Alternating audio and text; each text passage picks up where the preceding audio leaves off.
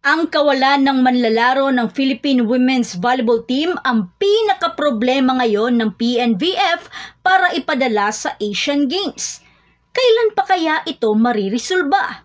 Kakailanganin na ba nilang apurahin ang PVL para sa FIVB calendar?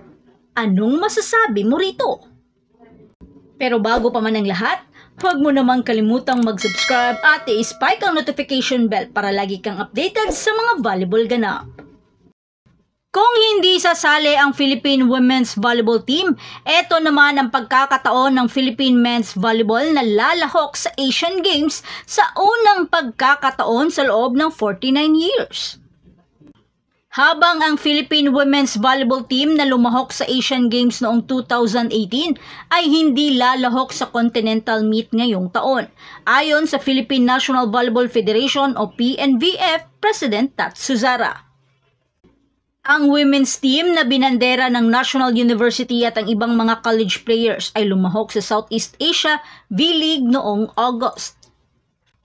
Kaya maraming mga fans ang hindi maiwasang makapag-comment patungkol sa problemang ito, na matagal ng problema pero di pa rin nasolusyonan.